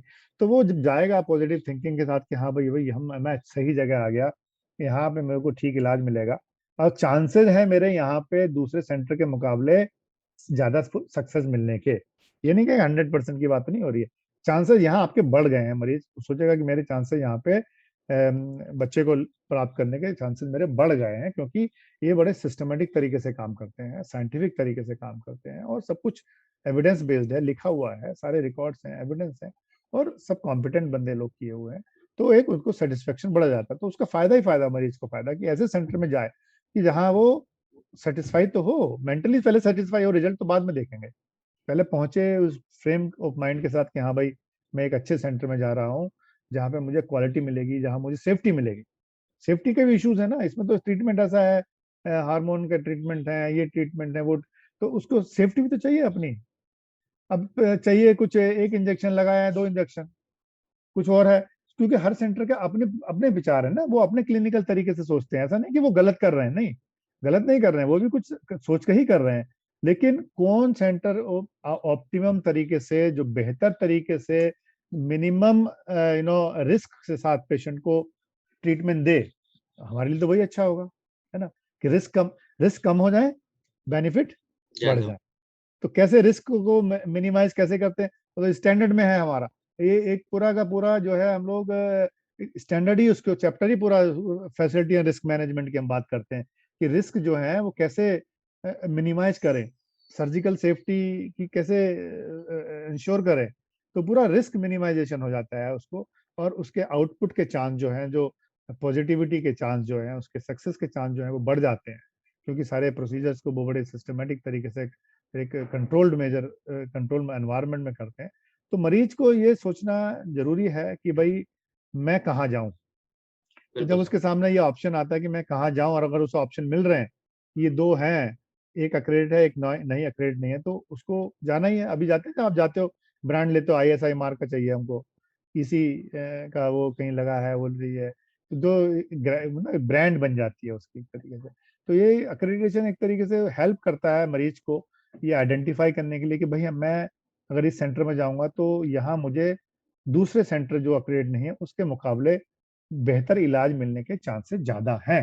बिल्कुल तो सर। ये फायदे हैं मरीज को। और फिर तो क्लिनिकल फायदे तो आप बता ही दिए, क्लिनिकल फायदे भी, मेंटल स्ट्रेस कम होता है, जाके क्लिनिकल प्रोटोकॉल्स भी बेहतर तरीके से फॉलो होते हैं, और उसको अपना जो भी चीजें उसको जाननी चाहिए उसकी जानकारी भी वो लोग देते हैं।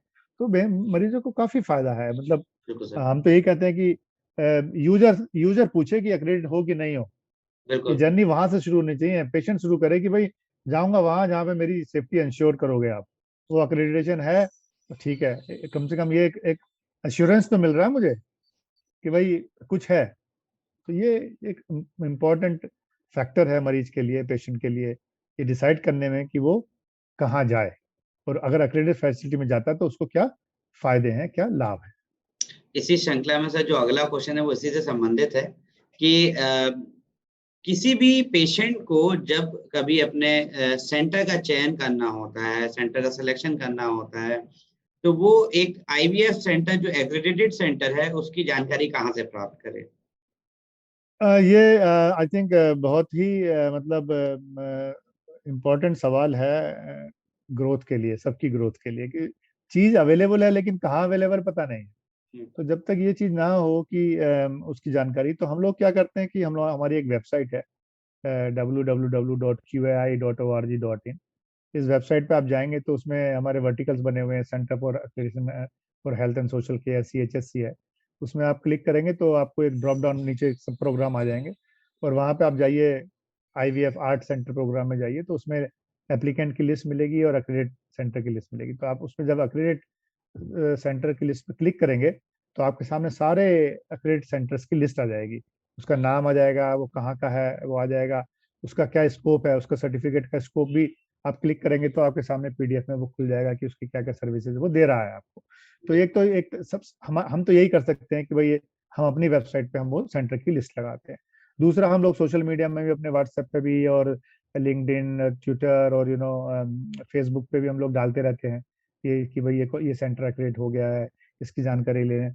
तो अब ये चीजें हम अपने तरीके से कर सकते हैं। अब मरीज को कोई, अब लेकिन मरीज को ये पता तो होना चाहिए कि ये एक एजेंसी है, QI है, ये एक्रेडिटेशन देती है IVF सेंटर को। तो जब देती है तो वो जाएं खोलें। अब मान लीजिए किसी को कुछ और कोई सामान लेना है तो वो उसकी वेबसाइट पे जाके देखता है। तो अब यहाँ पे भी जाएंगे, अब पहले तो IVF सेंटर सर्च करेगा कि कौन सा IVF जाना है। तो वो IVF सेंटर पे जाएगा तो IVF सेंटर वाला ने अगर लिखा हुआ है कि भाई ये QI एक्रेडिट है IVF सेंटर, तो एक तो उससे वहां से जानकारी मिल जाएगी। लेकिन वहां तक पहुंचने से पहले तो उसको जानकारी होनी चाहिए ना कि मैं कौन से में जाऊं। तो वो कहता है मैं एक्रेडिट सेंटर में जाना चाहता हूँ, तो वो हमारी वेबसाइट पे जाके ढूंढ।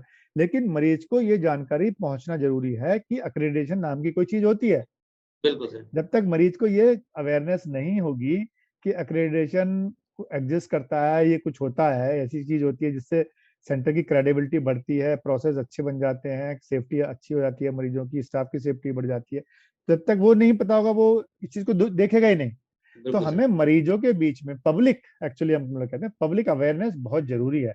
पब्लिक को ये बताना जरूरी है कि हाँ भाई ये चीज मिलती है। अब डिफरेंट प्रोडक्ट मिलते हैं ना मार्केट में, कोई वो जाता है यहाँ, कोई यहाँ जाता है, तो अब वो कैसे जाता है, चूज करता है बेस किसी के क्राइटेरिया के ऊपर। तो ये पब्लिक को पता है कि ये ऐसा होना है। होटल जाता है ना, 1 स्टार, 2 स्टार, 3 स्टार, 5 स्टार में जाता है, स्टारिंग रेटिंग पता है, तो सेलेक्ट करता है कि 5 स्टार में जाना है, तो 5 स्टार की सेलेक्ट करके ही जब लिस्ट लाता है। तो ये पब्लिक को, कंज्यूमर्स को, जो यूजर्स हैं इसके, उनको ये जानकारी पहुंचना जरूरी है कि एक्रेडिटेशन एग्जिस्ट करता है IVF फील्ड में। तब वो ढूंढना शुरू करेंगे, तब वो सेंटर्स को पूछेंगे, तो फिर सेंटर्स भी आना शुरू होंगे कि हाँ भाई ये मरीजों की तरफ से रिक्वायरमेंट है कि they are looking for it.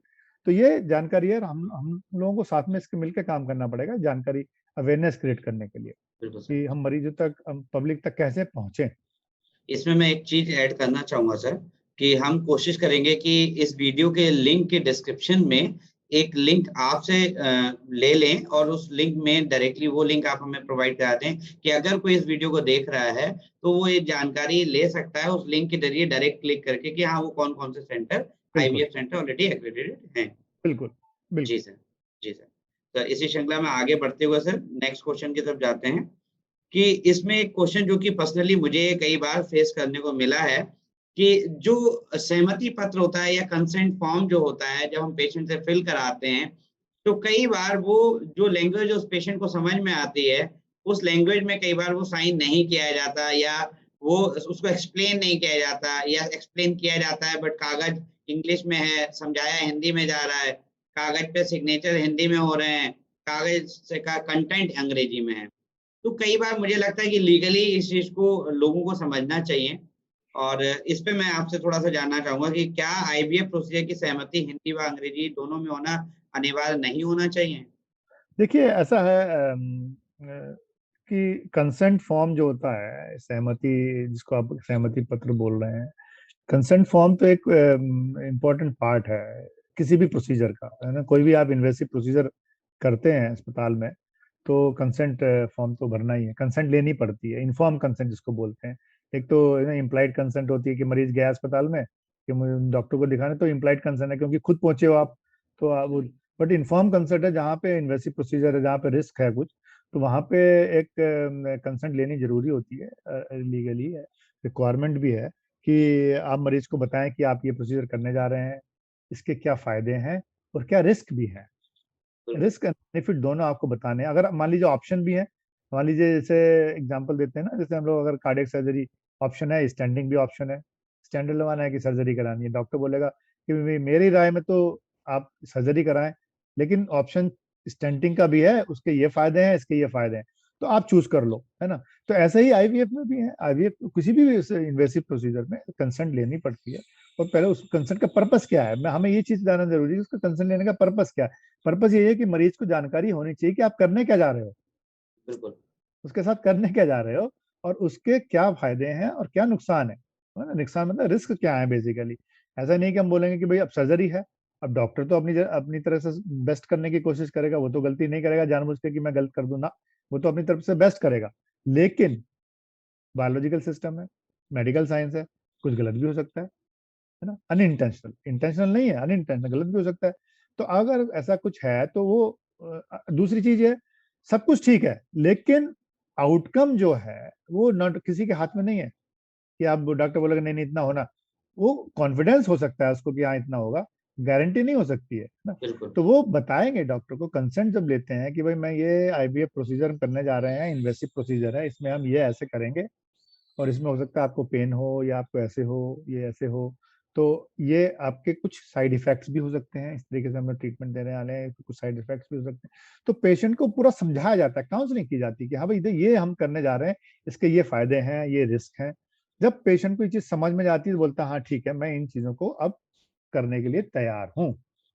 जब समझ गए, पर्पस ये होता है उसको पूरा अच्छी तरीके से एक्सप्लेन करके समझा के उसके फिर कंसेंट में साइन कराने का मतलब है आपने उसको बता, लीगली प्रोटेक्ट करना है आपने आपको, बट अदरवाइज ऐसा है कि आपने साइन तो करा लिया लेकिन उसको बेचारे को पता ही नहीं है कुछ, लेटा हुआ है तो साइन हो गए, गया ऑपरेशन थिएटर में, बाहर पता ही नहीं है क्या हुआ। तो वो पर्पस नहीं है, पर्पस वही है कि उसको चीजों को पता होना चाहिए, रिस्क भी उसको पता होने चाहिए, तब वो साइन करे। तो इसलिए उसको लैंग्वेज क्या है, हम लोग बोलते हैं कि कंसेंट जो है ऐसी होनी चाहिए जैसे language and manner that patient understand, बिल्कुल। है ना।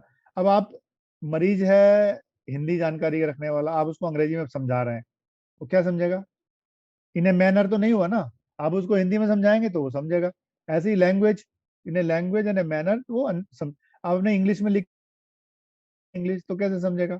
तो इसलिए वो बाइलिंगुअल की बात करते हैं, बाइलिंगुअल की बात, बाइलिंगुअल जरूरी नहीं है।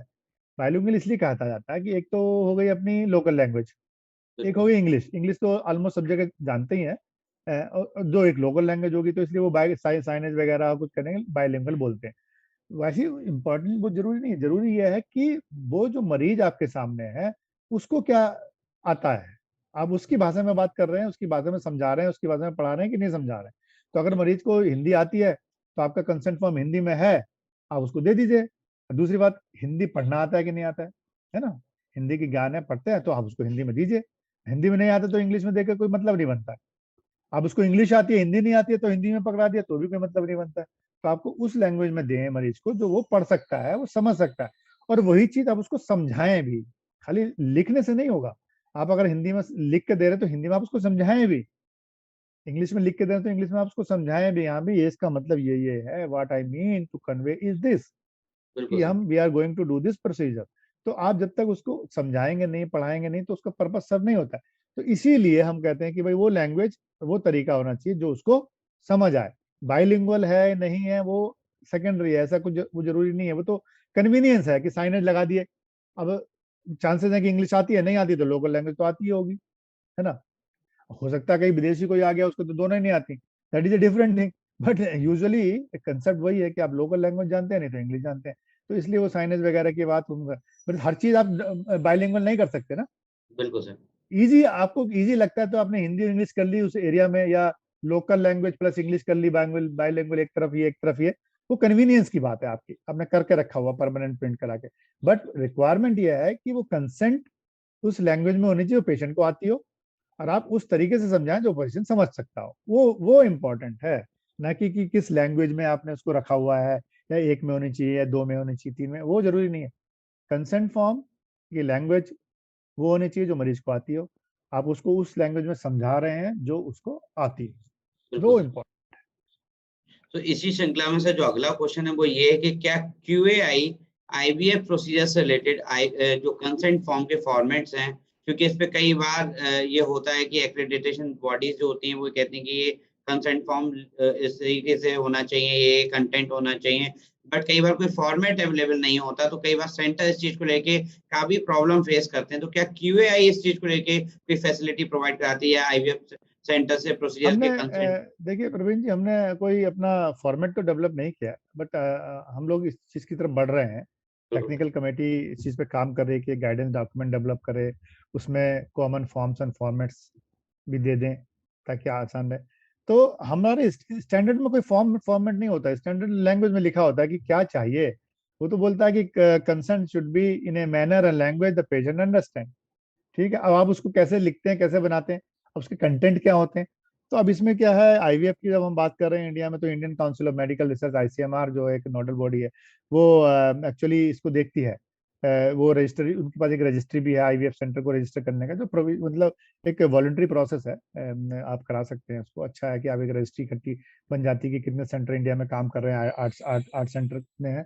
तो आईसीएमआर के अपने कुछ स्टैंडर्ड्स हैं, उन्होंने बनाए थे standards, ICMR standards for IVF accreditation programme, long back, पहले बहुत पहले बनाए थे। अभी तो एक्ट भी बनने की बात चल रही है, आईवीएफ आर्ट बिल भी बना है, अभी वो डिस्कशन में चल रहा है, अभी फाइनलाइज नहीं हुआ।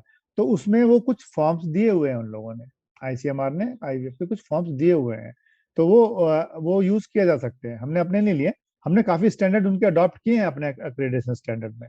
आईसीएमआर के जब जब बेनिफिट की बात करते हैं ना लोग, कि बेनिफिट क्यों कराएं, तो ये बेनिफिट भी है आने वाले टाइम में, जब अगर मान लिया एक्ट बन जाएगा, ये आर्ट बिल पास हुआ, कन्वर्ट हो गया, एक्ट बन गया, तो सब सेंटर्स को जो है वो मैंडेटरी हो जाएगा कि कुछ चीज स्टैंडर्डाइज, जो स्टैंडर्ड लिखे गए जाएंगे उसके अंदर, वो फॉलो करें। तो जो ऑलरेडी एक्रेडिटेड सेंटर्स हैं उनके लिए बहुत आसान होगा उन चीजों को कंप्लाई करना, क्योंकि हमने तो वो चीजें ली हुई हैं उसके अंदर अपने स्टैंडर्ड में कि ऐसा ऐसा होना चाहिए, ऐसा होना चाहिए। तो एक्रेडिटेड फैसिलिटी जो होंगे, एक्रेडिटेड सेंटर जो होंगे, उनको उस कानून को मीट करने के लिए, उसको समझने के लिए, उसकी कंप्लायंस को करने के लिए बहुत आसानी होगी। तो एक बहुत बड़ा बेनिफिट ये भी है आर्ट सेंटर्स के लिए।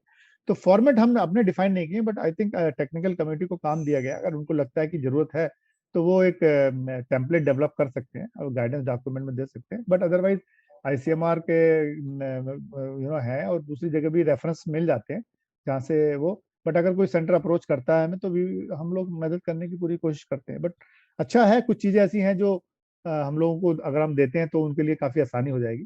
बिल्कुल सर। हम लोग उसको करने की कोशिश करेंगे।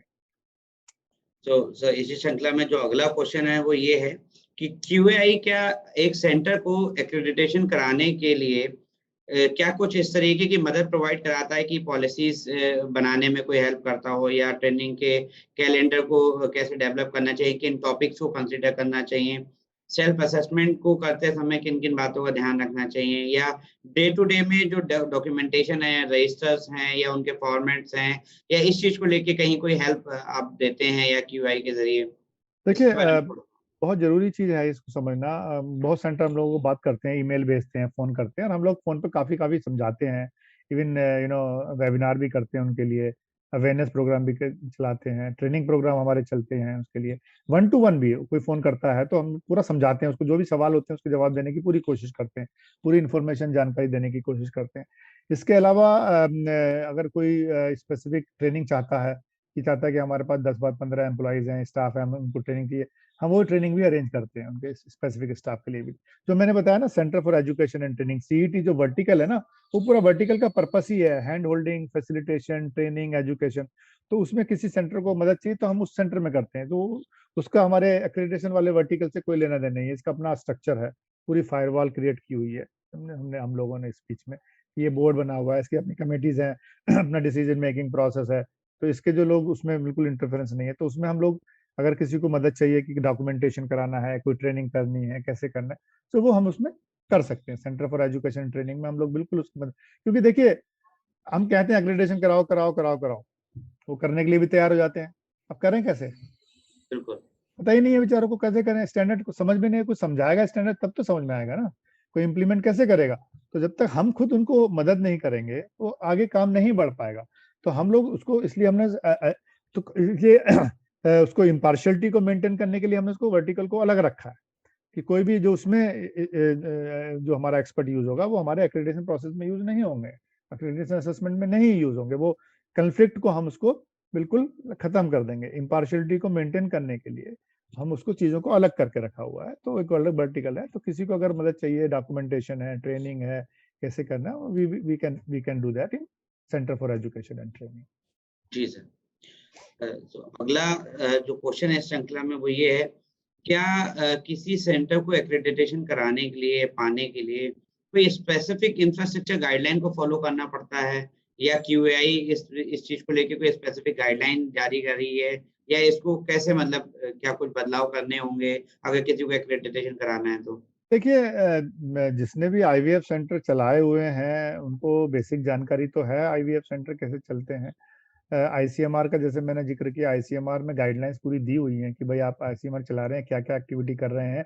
तो उसके अंदर आपको फिजिकल स्पेस कितना चाहिए, कितने रूम्स हैं, कितने साइज का क्या है, इक्विपमेंट के बारे में भी बात की गई है, स्टाफ के बारे में क्लिनिकल की आप एक्सपर्ट कौन सा एक्सपर्ट कितना होना चाहिए, कितना एक्सपीरियंस, वो काफी डिटेल आईसीएमआर गाइडलाइंस में, आर्ट सेंटर की गाइडलाइंस में दिए हुए हैं। तो किसी को चाहिए तो आर्ट सेंटर की जो गाइडलाइंस आईसीएमआर की उनको रेफर कर सकता है। क्योंकि एक्रेडिटेशन स्टैंडर्ड्स क्या होते हैं, वो जेनरिक होते हैं, वो स्पेसिफिक नहीं होते कि आप उसमें डिफाइन करें कि आपके पास इतने रूम होने चाहिए, इतना साइज होना चाहिए। वो तो स्टैंडर्ड में लिखते हैं एडिक्वेट स्पेस अवेलेबल होना चाहिए। अब नाउ एडिक्वेट स्पेस आपके आईवीएफ सेंटर के हिसाब से 200 स्क्वायर मीटर हो सकता है, किसी दूसरे के हिसाब से 250 स्क्वायर मीटर हो सकता है, क्योंकि आपके काम अलग अलग हैं।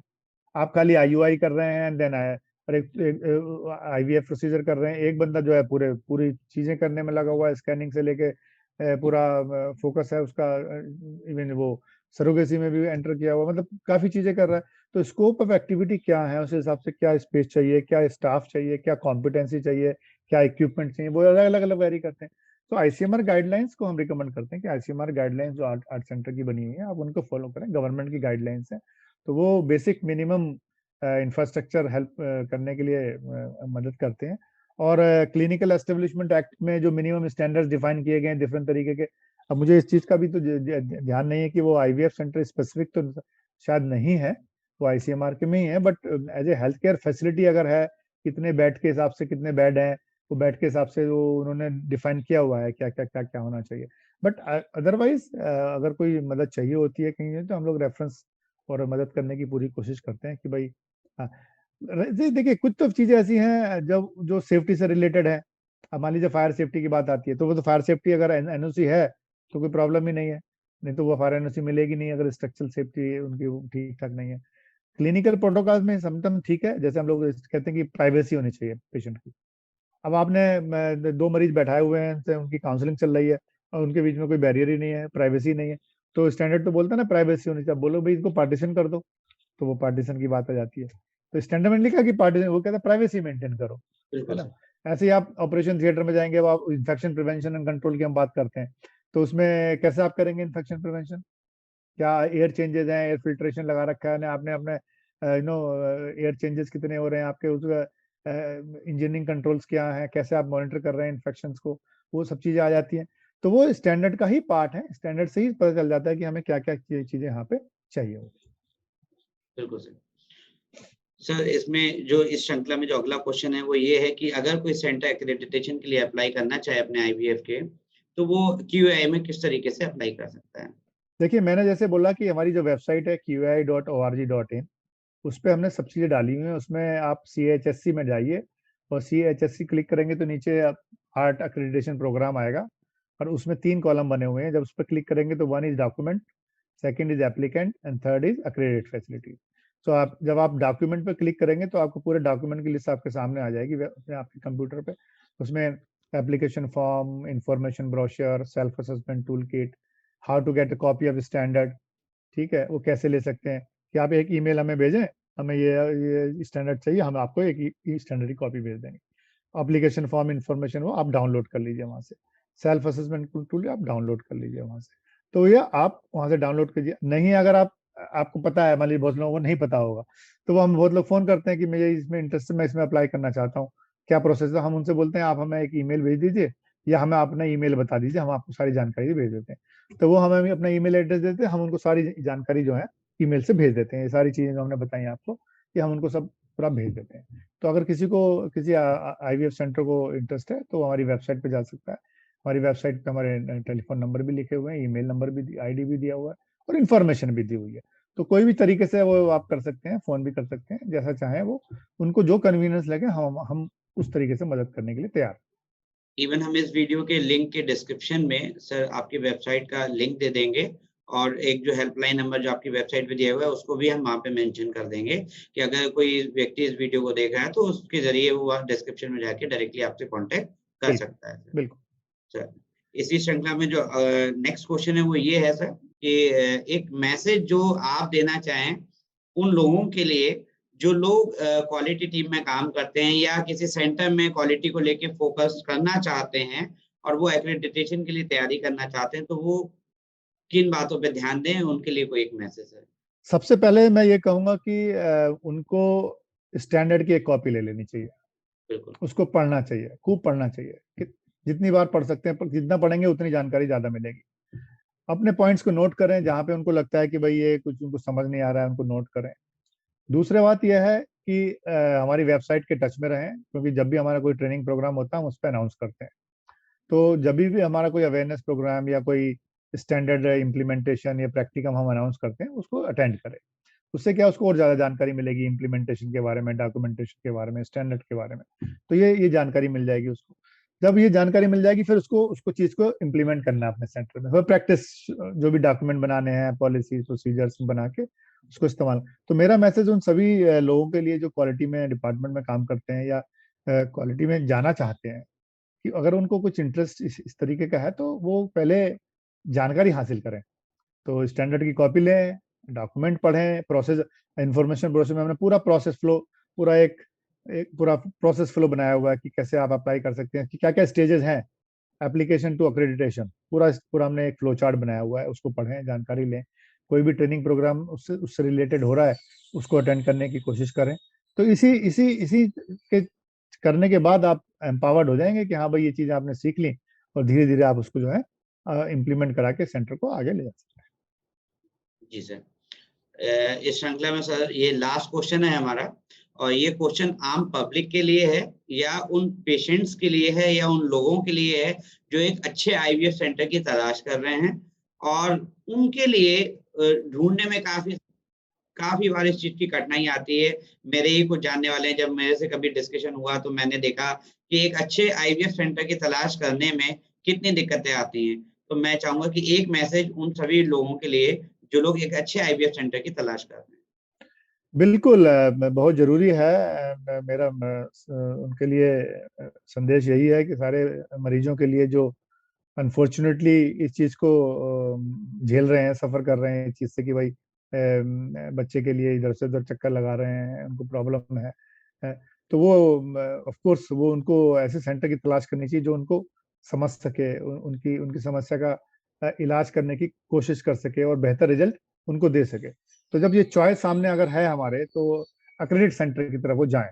क्योंकि कोई अक्रेडिट सेंटर होगा तो ऑफ कोर्स नॉन अक्रेडिट सेंटर की, चाहे हमें पता नहीं है नॉन अक्रेडिटेड सेंटर में क्या फैसिलिटी है, क्या काम हो सकता है, वो अच्छा काम कर रहे हैं, ऐसा नहीं कि वो काम अच्छा नहीं कर रहे, सभी अच्छा काम कर रहे हैं। लेकिन किसी ने जाके उनके काम को नहीं देखा है, उसके काम को वेरीफाई नहीं किया है, इसलिए कोई अश्योरेंस नहीं दे पाएगा कि आप ऐसा अच्छा काम कर रहे हैं।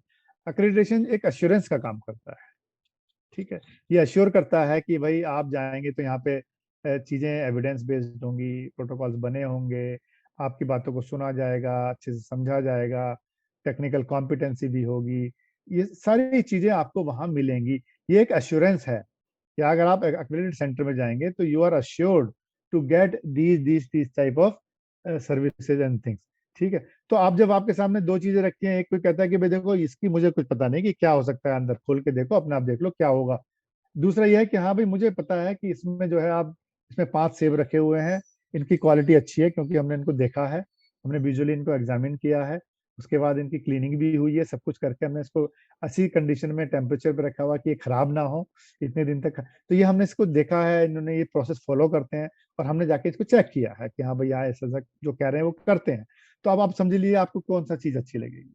तो इसलिए मेरा मैसेज उन सभी पेशेंट्स के लिए जो किसी आईवीएफ सेंटर की तलाश में है वो होगा कि वो अपने शहर में ये देखें कि क्या उनके शहर में कोई accredited आईवीएफ सेंटर है। तो हमारी वेबसाइट पे जाएँ, उसमें देखें, क्योंकि हमने उसमें शहर के नाम भी लिखे हुए हैं। कोशिश हो रही है कि हम अब तो सेंटर हमारे जो हैं एक्रेडिटेशन हमारे सेंटर फैलते जा रहे हैं पूरे कंट्री में कहीं से। तो आप जाके हमारी वेबसाइट पे चेक करें कि आपके शहर में कोई ऐसा सेंटर है जो एक्रेडिट है। अगर है तो आप उसको प्रायोरिटी दें, और अगर आपके शहर में नहीं है तो कौन-सा आपके पास और है, तो आप एक एक्रेडिट सेंटर में आप जाएँ। तो आपको एक एश्योरेंस रहेगा, आपका एक अच्छा कॉन्फिडेंस रहेगा उनकी सर्विस पे। वही फ़ायदा ही है basically. Accreditation is a tool for ensuring quality, patient safety, staff safety, and following of protocols. तो मेरा एक बार फिर से विनम्र निवेदन भी है उन सभी मरीजों से जो एक आईवीएफ सेंटर की तलाश में है कि भाई accredited सेंटर में जाएँ। accreditation डेफिनिटली उनको मदद करेगा कंपेयर टू जो सेंटर accredited नहीं है। जी सर, बहुत-बहुत धन्यवाद सर। सो इसी श्रृंखला को सर आज का जो वो क्वेश्चन हमारे थे वो यहीं खत्म होते हैं, और मैं अंत में आपका बहुत-बहुत धन्यवाद दोबारा से देना चाहूँगा नॉलेज साथी परिवार की ओर से कि आपने ये सारी जानकारी हमारे साथ साझा की, और हम पूरी कोशिश करेंगे कि आम पब्लिक के साथ में इसको जल्दी से जल्दी लेके आएँ, और आने वाले दिनों में हम नई जानकारी भी आपके साथ ले सकें और लोगों को अवेयर कर सकें सर। तो आज बहुत-बहुत धन्यवाद प्रवीण जी आपका, जो आपने मुझे इस बात का मौका दिया कि हम लोग आईवीएफ सेंटर एक्रेडिटेशन के बारे में चर्चा कर पाए, और आपने जो कहा वो बहुत ज़रूरी वो है। प्रोडक्ट होना एक चीज़ है, और उसको मार्केट में ले जाके लोगों को बताना कि जो कहते हैं ना, जो दिखता है वो बिकता है ना? अब लोगों को पता ही नहीं है कि ऐसी चीज़ एक्ज़िस्ट करती है, चाहे वो अस्पताल हो, चाहे आईवीएफ सेंटर हो, चाहे वो कुछ भी हो, है ना? बिल्कुल, तो वो चीज़ उसका प्रचार और प्रसार ज़रूरी है। तो मैं नॉलेज साथी को बहुत-बहुत धन्यवाद देना चाहता हूँ कि आपने हमें मौका दिया इस चीज़ को आपके साथ शेयर करने का, और आप इस वीडियो को जब शेयर करेंगे, लिंक करेंगे सब जगह, तो लोगों में अवेयरनेस फैलेगी, और हम भी कोशिश करेंगे कि हम भी आपकी वीडियो को इधर से अपने सिस्टम में लिंक करें, ताकि और लोगों से साथ जुड़ पाएँ। तो हमारा हमारा प्रयास जो है लोगों तक, मरीज़ों तक पहुँचने का, नॉलेज साथी का ये हमारे काम को बहुत अच्छे से आगे बढ़ाने की में मदद कर रहा है। तो इसके लिए हम आपके बहुत-बहुत शुक्रगुज़ार हैं उस चीज़ के लिए, और बहुत-बहुत धन्यवाद देना चाहता हूँ मैं आपको कि आपने हमें फिर से एक बार इस चीज़ को शेयर करने का मौका दिया। मैं सर जल्दी ही उम्मीद करूँगा कि अगले हफ्ते हम एक नई एक्रेडिटेशन की जानकारी के साथ में लेके आएँ, और मैं इंतज़ार करूँगा कि अगली एक्रेडिटेशन कैटेगरी क्या होगी, आपकी तरफ से हमें मैसेज मिले जल्दी से जल्दी। तो आज के इसी कार्यक्रम को यहीं समाप्त करते हैं sir. Thank you so much. Thank you so much Praveen ji. Thank you, thank you, thank have you. A nice day sir. Have a nice day. Bye-bye.